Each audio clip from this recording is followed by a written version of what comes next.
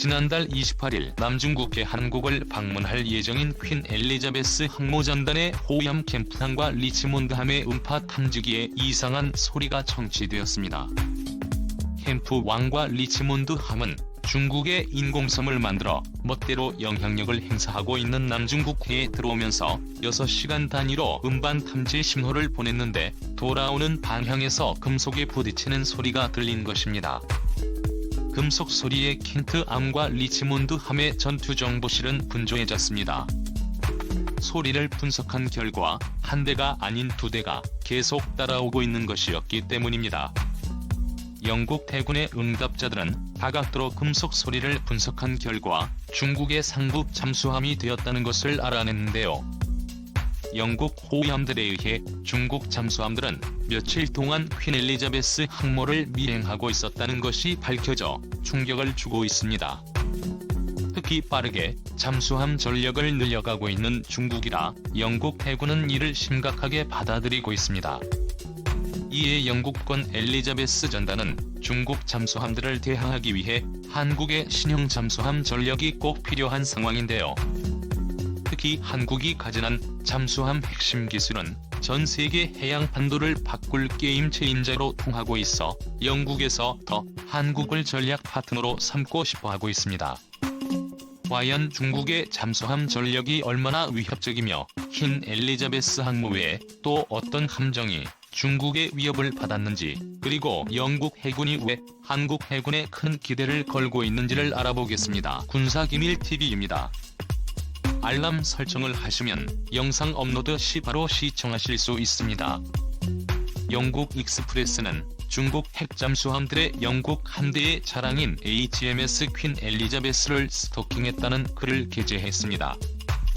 퀸 엘리자베스 항모전단은 동해에서 한국 해군과 한영연합 해상훈련을 위해 오고 있는데요. 항모만 종종 우리나라를 방문하는 많았지만 이렇게 전단 전체가 한 번에 한국에 오는 것은 이번이 처음입니다. 이번 한영연합훈련은 F-35를 출격시켜 공중해상 수중입체 훈련이 진행될 예정입니다. 한국 해군은 이번 퀸 엘리자베스 항모전단의 방문이 앞으로 만들 한국형 항공모함 운영에 대한 노하우를 얻는 것과 F-3법의 운용 등 해군력 증강에 많은 도움이 될 것으로 예상하고 있었습니다. 그런데 중국은 한국과 영국의 긴밀한 관계를 가지는 것에 대해 깊은 우려를 하고 있는 상황입니다. 그도 그럴 것이 중국은 미국에 의해 서해가 봉쇄되자 두만강 하구를 이용해 동해로 진출하려는 계획을 가지고 있었는데요.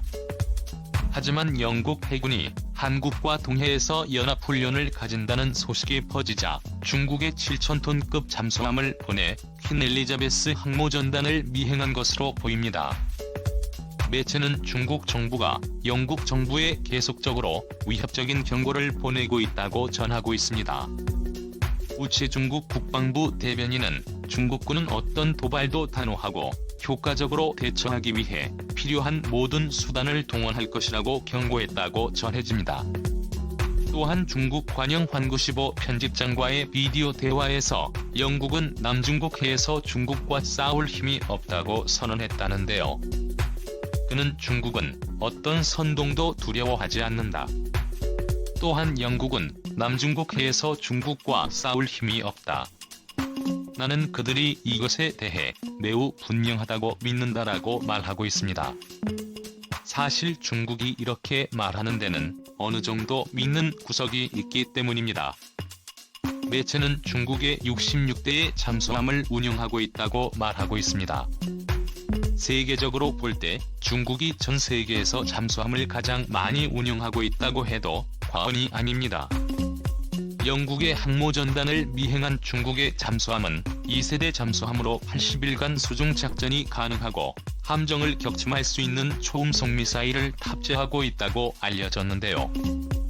현재 중국은 이런 잠수함을 6대나 보유하고 있다고 군 전문가들이 말합니다. 다행히 중국의 잠수함들은 소음 수준이 소련 시절 건조된 잠수함보다도 못한 상황이라고는 하지만 그 수가 많다면 그것 또한 위협적일 수밖에 없습니다. 그렇게 영국 해군 관계자는 중국은 잠수함 전력을 빠르게 증가시키고 있고 그들을 과소평가해서는 안 된다고 말하고 있습니다. 사실 중국 잠수함의 비행은 이번이 처음이 아닙니다. 미 해군 소식통은 중국 잠수함들이 미함정 미행을 시도했었고 태평양 전역에 걸쳐 활동을 늘리고 있다고 보도했습니다. 2015년 로널드 레이건 항공모함이 중국 잠수함에 의해 미행당한 사례가 있으며 2009년에도 중국 상급급 잠수함이 5마일 이내에서 키티 호크 항공모함에 발각되지 않았던 적이 있다고 전했습니다. 이렇게 중국이 해양 강대국을 상대로 잠수함 전력을 이용하는 것은 그만큼 자신이 있다고 밖에 해석이 안 됩니다. 이것에 대해 영국 해군 관계자는 중국이 우리 위치를 발견하는 기술을 사용하고 있다. 그런데 이들은 초강대국의 지위를 갖기 위해 그리고 태평양 전역에 걸쳐 무역과 안보를 지배하려는 의도를 강화하고자 잠수함을 배치하고 있다. 이는 국제법에 위반되는 상황이다라고 우려하고 있는 상황입니다. 이렇게 급부상하는 중국의 잠수함 전력에 맞서기 위해 영국은 새로운 파트너를 찾고 있는 것으로 알려졌습니다. 허용일 해군대학 교수는 영국은 미국과 안보 이익을 공유하며 미국의 인도-태평양 전략에 가담하고 있지만 미국보다는 약한 국력을 보완할 파트너를 구하고 있다고 말하고 있습니다. 다시 말하면 영국의 외교력을 강화시켜주고 경제적 이익을 제공하는 파트너 국가들과 다양한 분야에서 관계를 설정하고 유지하며 강화시키고자 한다고 말하고 있는데요. 영국은 그 파트너를 대한민국으로 정했습니다. 그도 그럴 것이 영국 해군 관계자는 중국 잠수함 전력의 약점으로 들은 것이 냉전 시대 때부터 발전해온 미국과 영국의 잠수함들을 상대로 전투 경험이 없다고 들었습니다. 반면 한국 해군은 다른데요. 계속 영미 동맹에 가담하면서 그들과 실전에 가까운 훈련을 많이 하였습니다. 실제로 림팩 훈련에서 한국 잠수함이 보여준 능력은 미국과 영국도 손살에 칠 정도로 뛰어납니다. 한국의 핵잠수함도 아닌 디젤 잠수함으로 영국과 미국의 항모 전단을 가지고 놀 정도면 영국 입장에서는 한국이 전략 파트너로서 탐이 나지 않을 수 없습니다. 우리나라도 영국과의 협력을 좋은 기회로 삼아야 합니다. 권 교수는 영국은 영국이고 한국은 한국이기 때문에 상황이 다르다고 주장할 수 있다.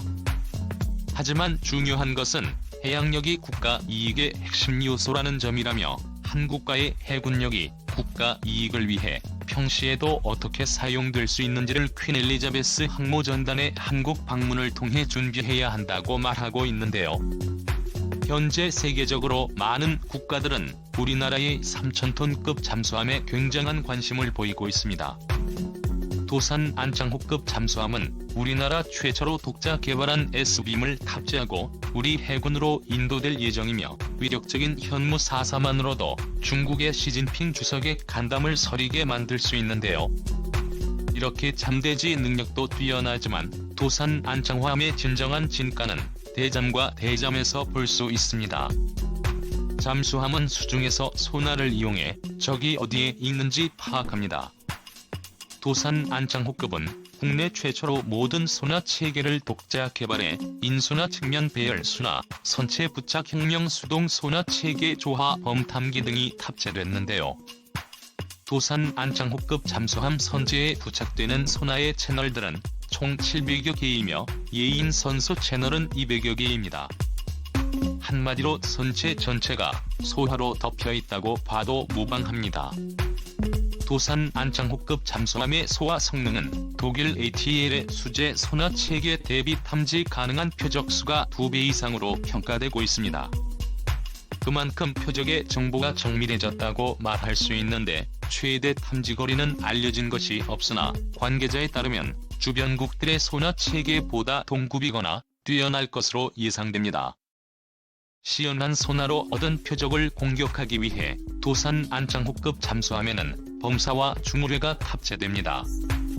범상어 중어뢰는 무려 60노트의 속도를 낼 수 있습니다. 이는 수중에서 비교적 고속으로 사망하는 핵잠수함을 공격하는데 아주 효과적입니다. 한마디로 검상어 중어뢰는 중국 핵잠수함의 천적이라고 봐도 무방합니다.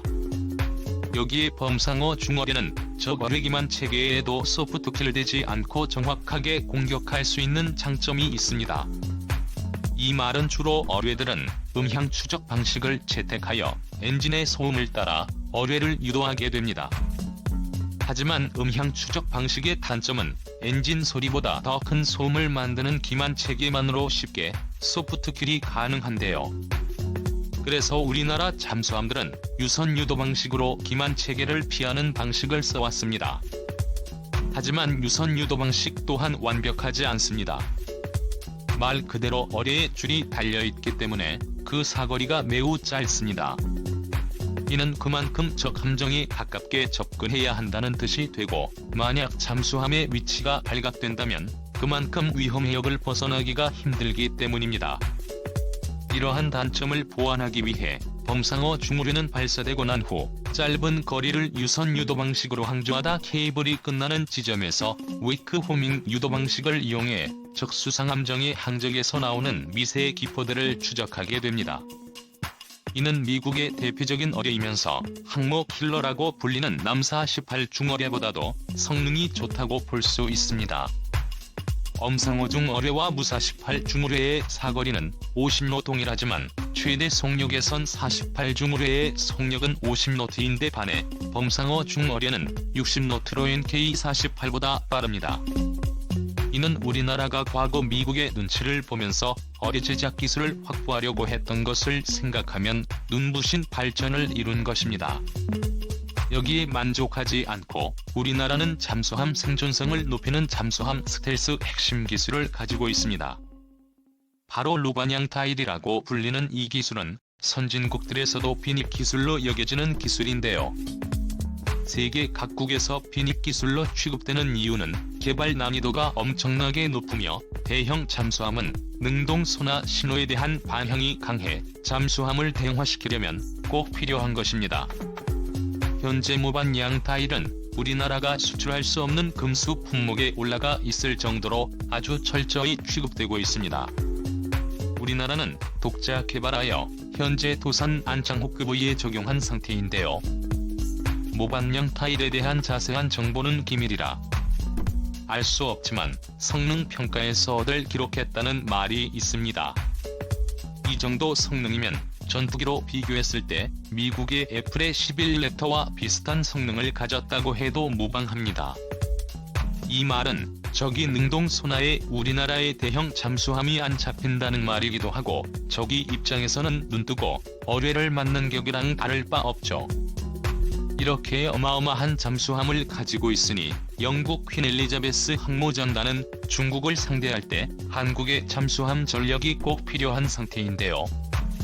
우리나라도 영국과 협력을 잘 이어가 앞으로 더 발전된 항모 기술을 확보하게 바라며 동맹국들의 도움을 받는 한국이 아닌 동맹국들의 도움을 주는 한국이 되길 바랍니다. 여러분의 소중한 의견을 남겨주세요. 알람 설정을 하시면 영상 업로드 시 바로 시청하실 수 있습니다. 시청해주셔서 감사합니다.